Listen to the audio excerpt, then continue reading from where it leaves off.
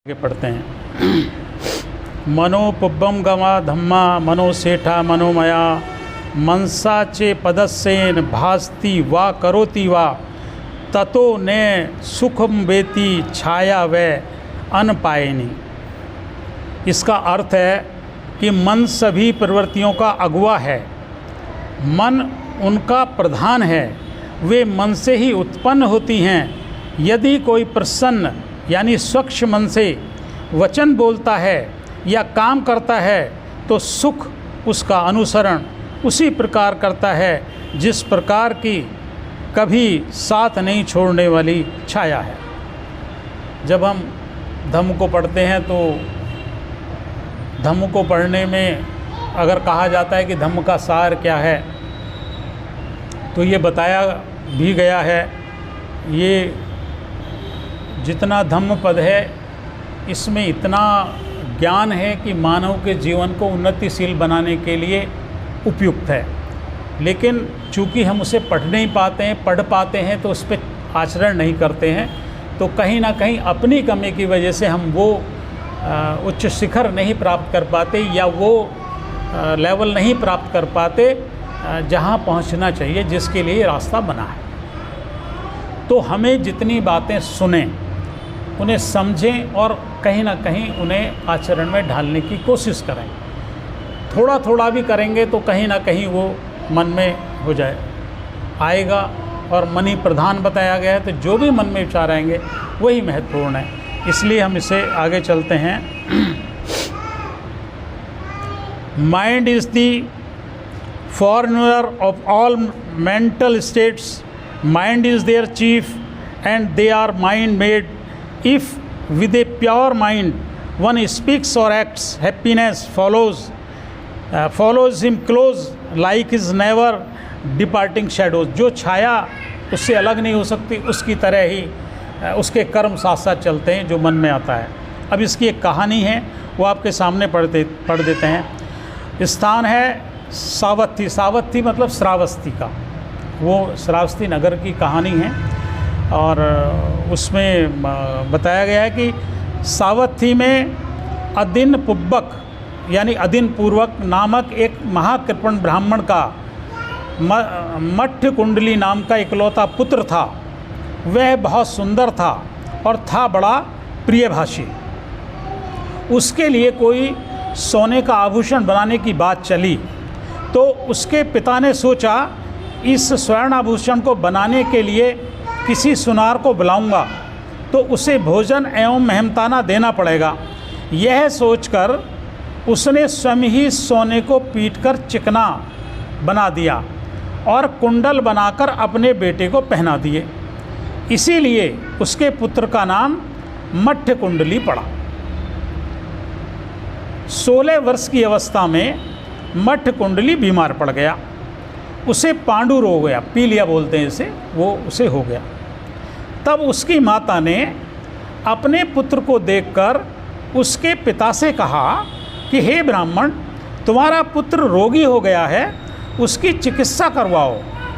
ब्राह्मण अपनी पत्नी से बोला, देवी, यदि इसके लिए वैद्य को बुलाऊंगा तो उसको भोजन तथा परिश्रमिक यानी मजदूरी उसकी देना पड़ेगा। क्या तू मेरे इस धननाश को नहीं समझ पा रही है? ब्राह्मणी बोली, तो ब्राह्मण इसकी चिकित्सा कैसे कराओगे? ब्राह्मण बोला, जिस तरह मेरा धन खर्च न हो उसी तरह इसकी चिकित्सा कराऊंगा। फिर वे वैद्यों के पास जाकर पूछता था कि आप लोग इस पांडु रोग का इलाज कैसे करते हैं? ऐसा पूछने पर वे वैद्य को जिस किसी वृक्ष की छाल आदि बतला देते थे वह स्वयं उसी को लाकर अपने पुत्र का इलाज करता था। अंत में वह रोग असाध्य हो गया यानी लाइलाज हो गया। तो ब्राह्मण अपने पुत्र की नाजुक स्थिति को देखकर एक वैद्य को बुला लाया। आगुंतक वैद्य यानी जो वैद्य आया उसने नाजुक स्थिति को भांपकर बहाना बना दिया और वह चलता बना। ब्राह्मण वैद्य के हाव भाव से समझ गया कि दाल में कुछ काला है। ब्राह्मण सोचने लगा, इसको देखने के लिए आने वाले संबंधी जन घर में प्रविष्ट होंगे तो उनकी दृष्टि में संपत्ति न आ जाए, अतः अपने इस मरीज पुत्र को बाहर लिटा दूं। और उसने उसे बाहर बरामदे में लिटा दिया। अदिन्यपूर्वक ने धन बर्बाद होने के डर से उसकी समुचित दवा न कराई। वह मरणासन अवस्था में भगवान को भिक्षाटन करते देख उन पर मन को प्रसन्न करके मरकर 33 यानी ज्योतिर्विश देवलोक में उत्पन्न हुआ। अदिन्यपूर्वक को जब यह ज्ञात हुआ तो उसने भगवान को अपने घर भोजन के लिए निमंत्रित किया।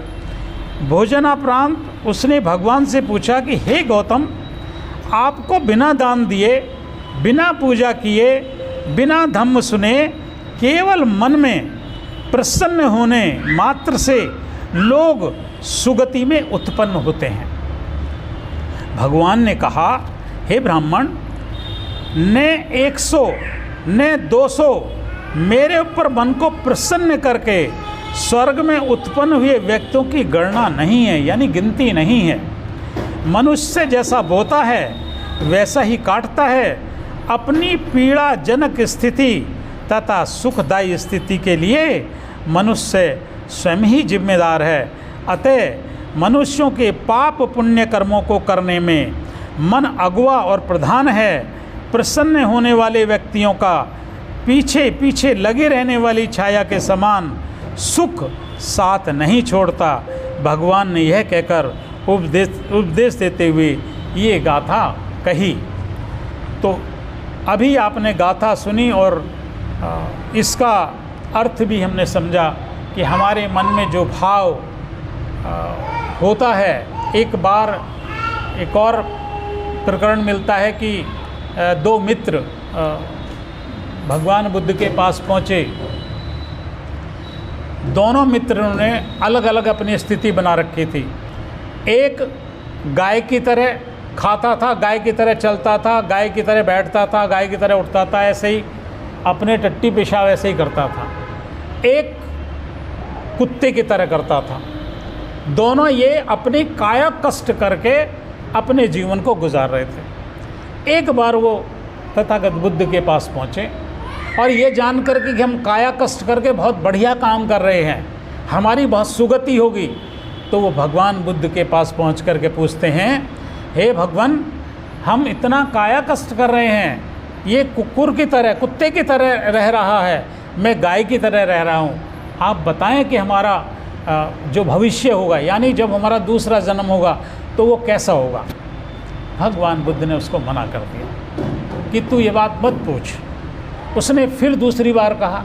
भगवान बुद्ध ने दूसरी बार भी ये जवाब दिया कि तू ये बात मत पूछ। फिर उसने तीसरी बार भी कहा तो भगवान बुद्ध ने उसे तीसरी बार भी मना कर दिया कि ऐसा। लेकिन जब वो जिद करी तब भगवान बुद्ध ने कहा कि अगर तुम नहीं मान रहा है तो सुन, कि जो ये कुत्ते वाली स्थिति तुमने बनाई हुई है, ये मनोभाव तुम्हारा कुत्ते जैसा हो गया है। तो जब आज तुम्हारा मनोभाव कुत्ते जैसा है, तो जब तुम इससे छोड़ के कहीं पैदा होगे तो क्या बनोगे? कुत्ता बनोगे। तुम्हारी कितनी दुर्गति होगी। आज तो इंसान हो, कुत्ता होकर कितनी दुर्गति होगी ये समझ जाओ। और जो ये गाय की तरह खा रहा है, गाय की तरह पी रहा है, गाय की तरह चल रहा है, 2 टांग होते हुए भी 4 हाथों और पैरों से चल रहा है, तो ये भी मर करके गाय ही पैदा हो। यानी इसका क्या अर्थ समझा कि जो मनोभाव हमारा होगा जीवन के अंतिम समय में भी होगा, वो बहुत महत्वपूर्ण है। और अभी आपने इसकी कहानी सुनी कि वो भगवान बुद्ध को देख करके प्रसन्नचित्त हुआ। बीमारी की अवस्था में भी जब उसका चित्त प्रसन्न हुआ, तो जब उसने संसार छोड़ा तो वो सुगति को प्राप्त हुआ। ये आदमी की, मानव की सोच पे कि आपका मनोभाव कैसा है। जो भी कोई कार्य होता है, आप कुछ भी करेंगे सबसे पहले मन में आएगा, तभी आप कुछ करेंगे। क्रोध भी आएगा तो मन में आएगा, ईर्ष्या आएगी तो मन में आएगा, किसी के प्रति लालच आएगा तो मन में आएगा। कुछ भी हो, जो भी आप करेंगे सबसे पहले मन में आए। इसीलिए कहा है कि मन प्रधान है। तो मन में, अपने मन में हमेशा स्वच्छ बातें रखें, दूसरों की भलाई की बातें रखें, दूसरों के लिए अच्छा सोचें, आपके लिए स्वतः ही अच्छा हो जाएगा। और